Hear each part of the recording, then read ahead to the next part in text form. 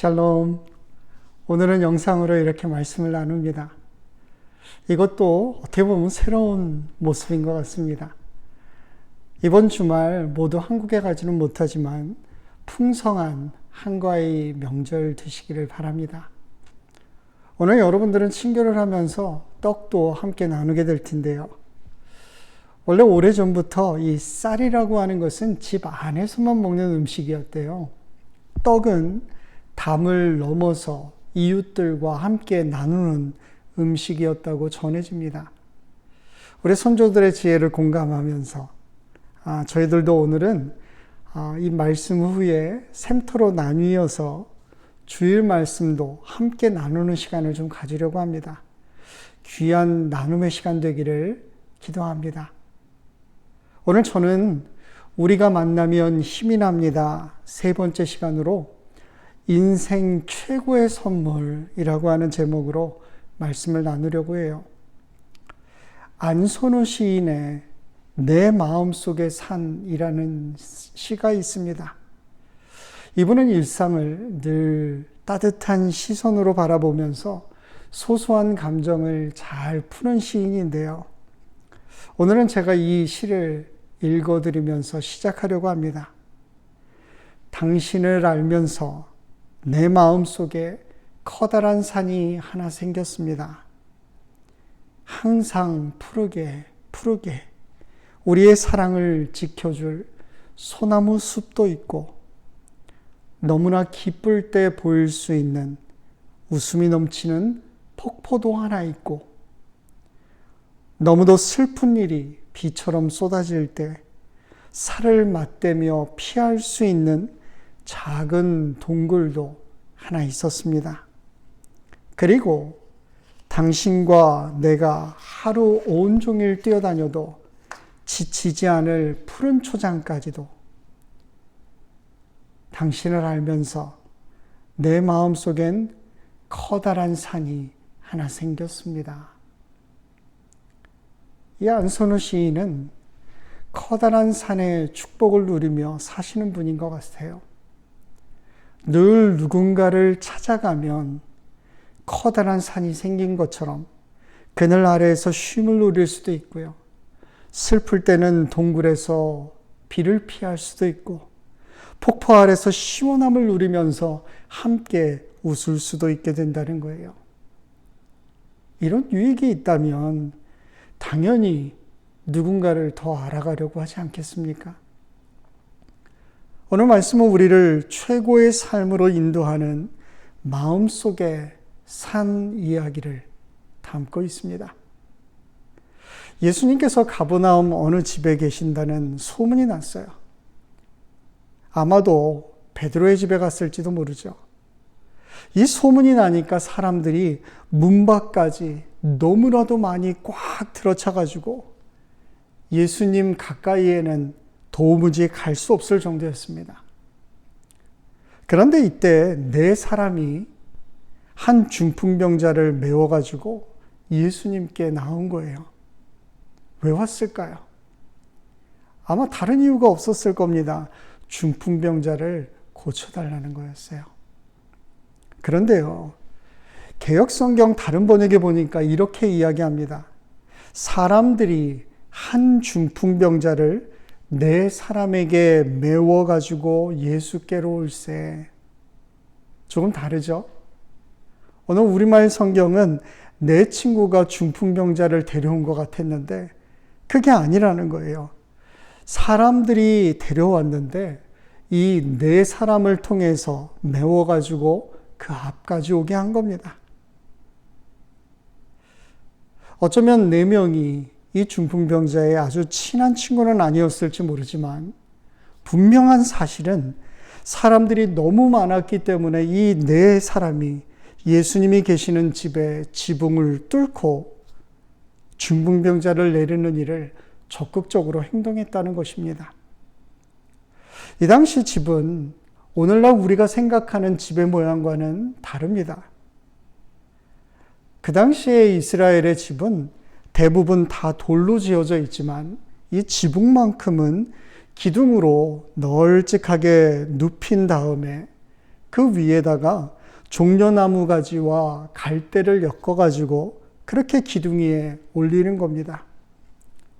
지역적으로는 비가 많이 오지 않는 그런 곳이었기 때문에 이런 집 구조가 가능했던 거죠. 그러면 그들이 지붕 위에는 어떻게 올라갔을까요?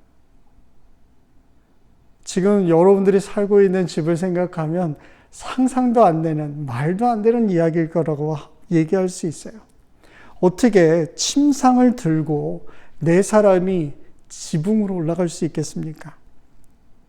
그런데 이스라엘은요, 건조한 날씨가 대부분이었기 때문에 이 곡식 같은 것들을 쭉 옥상에다가 펴서 말리는 일들을 했습니다. 그러다 보니까 사람들이요, 계단을 집 밖으로 만들어서 쉽게 지붕으로 올라갈 수 있도록 그렇게 만들었던 거예요. 제가 주보 안쪽에 그 이스라엘의 집의 모양을 여러분들에게 그려 넣었기 때문에 그 그림을 참조하시면 이해가 쉬울 겁니다. 그래서 네 사람이 지붕에 침상을 들고 올라가서 그 지붕을 뜯을 수가 있었어요. 중풍병자를 지붕 뚫고 아래로 내리는 일이 가능했었다라고 하는 것입니다. 그 안에서 예수님의 말씀을 듣고 있었던 사람들은 아니 이게 도대체 뭐 하는 짓이냐 화를 냈을지도 모릅니다. 집주인은 아마도 더 열받았을 거예요. 남의 집 지붕을 다 망가뜨렸잖아요. 그런데 예수님께서 뭐라고 말씀하십니까? 얘야, 내 죄가 용서받았다. 여기 중풍병자가 두 가지 축복을 받았어요. 첫 번째는 죄의 용서함을 받은 겁니다. 또한 육체적으로도 그는 나음을 입었어요. 중풍병자에게는 정말 최고의 날이 아니었을까요? 그날 자신을 메고 지붕에 올라갔던 4명의 사람들, 그 사람은 자신의 인생에 있어서 커다란 산이 될 수 있었을 겁니다. 인생 최고의 선물이 이 4사람이었다는 것입니다. 어떻게 그가 나음을 입을 수 있었는가? 성경은 이것을 분명하게 적고 있어요. 오늘 5절 말씀을 보십시오. 예수께서는 그들의 믿음을 보시고 중풍병자의 믿음을 보시고 고쳐주신 게 아니었다는 거예요. 그들의 믿음, 그들이 혹은 친한 친구일 수도 있고요. 단지 누구에게 부탁을 받았지만 그래도 책임감을 가지고 어떻게든 방법을 찾아내려고 했던 그 4명이 있었기 때문에 중풍병자는 나음을 얻을 수 있었다는 거죠. 그가 나음을 얻은 축복의 근거는 그들이었습니다. 커다란 산이 되어준 4명의 사람. 사랑하는 성도 여러분, 여러분들이 영적으로 그리고 육적으로 정말 강건해지기를 원하세요? 삶의 축복을 누리며 살기를 원하십니까? 그렇다면 커다란 산이 되어줄 수 있는 그런 사람을 가지셔야 돼요. 나를 위해서 존재하는 그 4명의 사람이 있는 그곳에 찾아가야 되는 거고요. 그곳이 오늘 여러분들이 속해 있는 샘터라고 저는 그렇게 믿습니다. 샘터에 속한 분들을 우리는 흔히 가족이라고 이야기합니다. 샘터 가족. 유리 브롬펜브레너라고 하는 분이 가족의 정의를 이렇게 이야기해요. 구성원의 행복을 위해 비이성적으로 헌신하는 그룹. 어떻습니까? 여기 비이성적으로 라고 하는 말이 귀에 확 들어오지 않습니까? 가족의 구성원은 도무지 이해가 안 돼도 자기의 이익을 따르지 않아요. 침상을 나르고 지붕을 뚫어서라도 그 일을 하려고 합니다. 예수님은 오늘도 믿음으로 4사람이 친구를 데려오고 믿음으로 친구를 내리기 위해 지붕을 뜯고 줄에 친구를 달아내리는 그 순간을 기다리고 계시는지도 모르겠어요. 여러분들이 이제 누군가의 4명의 친구도 되어주셔야 한다는 이야기입니다.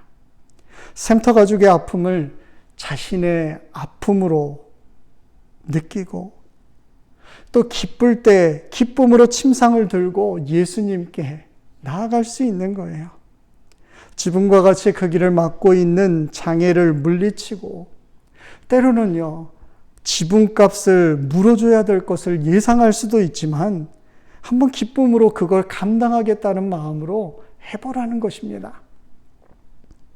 혹 여러분들이 샘터 안에서 중풍병자가 되어도 괜찮습니다. 샘터 가족의 아픔을 자신의 아픔으로 누리고요. 또 내가 혹시 아프거나 힘들 때 그냥 나를 혼자 내버려 두라고 그렇게 말하지 않는다는 거죠.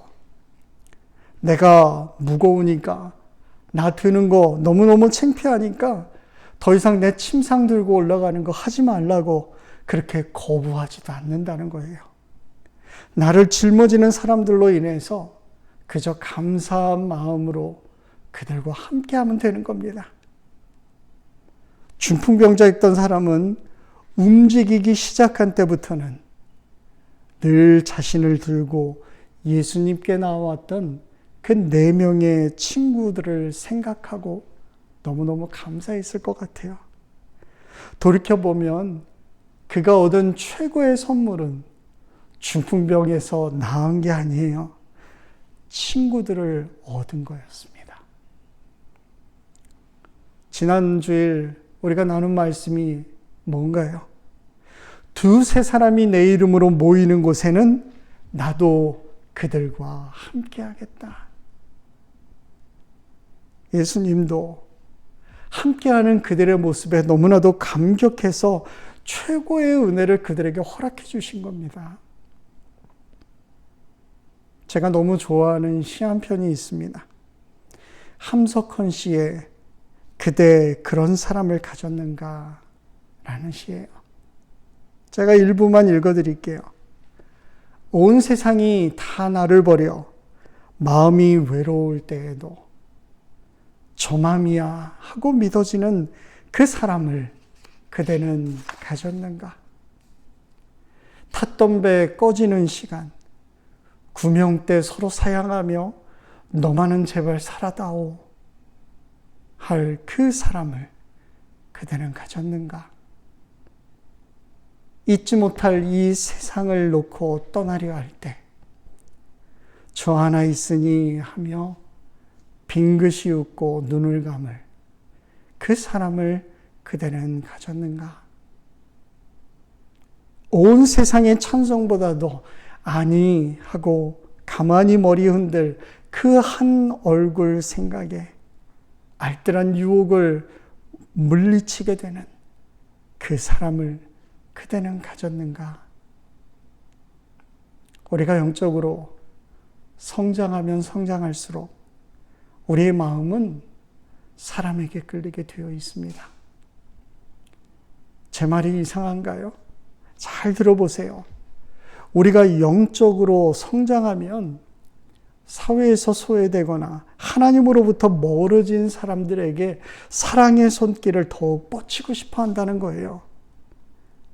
왜냐하면 하나님의 마음이 그곳에 있기 때문에 그렇습니다. 하나님의 용서와 화해를 이해하고 갈망하는 사람은 하나님이 소중하게 여기는 사람을 냉담하게 대하지 않아요. 아름다운 공동체가 그 안에 이루어질 수 있다는 것입니다. 예수님께서 우리에게 커다란 산이 되어주셨던 것처럼 또 그 사람이 되어주었던 것처럼 샘터에 속한 누군가에게 그 사람이 되어주시기를 간절히 기도합니다. 또한 우리 프레필 한인교회가 누군가에게 커다란 산이 될 수 있기를 주의 이름으로 간절히 기도합니다. 같이 기도하겠습니다. 우리를 사랑하셔서 이 땅 가운데 오시며 우리의 친구가 되시고 우리와 함께 하시는 예수님, 감사합니다. 오늘 말씀을 통해서 때로 우리의 모습이 중풍병자와 같을 때 우리들에게 귀한 형제자매들을 허락하셔서 함께 주님 앞으로 나아갈 수 있도록 붙들어 주신 귀한 은혜를 감사합니다. 하나님, 우리에게 허락하신 귀한 샘터 모임을 통해서 때로 우리의 연약함이 치유되게 하시고 때로 저들의 삶의 모습을 통해서 다시 한번 도전받으며 하나님 앞에서 나도 그렇게 살기를 소원할 수 있는 풍성하고 넉넉한 마음이 우리들 가운데 차고 넘칠 수 있도록 하나님 함께하여 주옵소서. 오늘 우리가 말씀 외에 함께 나누고자 할 때 하나님 그 나눔 가운데 진실한 삶의 고백들이 있게 하시고 부끄럽고 연약한 모습까지도 있는 그대로 받아들이며 서로를 위해 기도할 수 있는 아름다운 믿음의 공동체, 사랑의 공동체가 우리 가운데 있게 하여 주옵소서. 감사하며 예수님의 이름으로 기도합니다. 아멘. 우리 이 시간에는 다 함께 자리에서 일어나셔서 여러분들 주보를 참조하시고 교회 공동체 고백을 우리가 함께 하도록 하겠습니다. 우리 주보를 펴시고 우리 이 시간 함께 교회 공동체 고백합니다. 우리는 하나님의 은혜로 구원받은 그리스도의 교회입니다.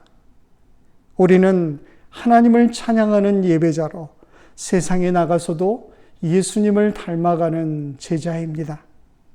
우리가 만나는 모든 사람들이 하나님의 백성이 될 때까지 서로 격려하며 사랑하는 건강한 하나님 나라 공동체를 만들어 가겠습니다. 또한 열심히 예수님의 말씀을 배우고 복된 소식을 증거하는 삶을 살겠습니다. 사랑하는 성도 여러분, 이 시간 여러분들에게 권고의 말씀을 드립니다. 하나님께서는 우리를 누군가의 최고의 선물로 창조하셨습니다. 이제 세상에 나가서 커다란 산의 삶을 살아가십시오. 여러분들의 믿음을 통해서 삶의 기쁨을 회복하고 침상을 들고 걸어나가는 놀라운 역사가 우리 가운데 일어나게 하실 것입니다. 이제는 우리 가운데 찾아오셔서 우리를 회복시키시고 우리를 새롭게 하시는 예수 그리스도의 은혜와 오늘도 우리를 끌어안으시고 그 사랑을 알게 하시는 그 하나님의 놀라우신 사랑하심과 성령님의 교제하시며 마음을 움직이시고 삶을 변화시키시는 놀라운 역사가 오늘 다시 한번 침상을 들고 중풍병자를 들고 갔던 귀한 믿음의 사람을 본받아 나도 세상 가운데 그렇게 살기로 결단하는 귀한 성도들, 권속들 위해 그리고 우리 프레필 한인교회 위해 이제로부터 영원히 함께 하시기를 간절히 축원합니다. 아멘.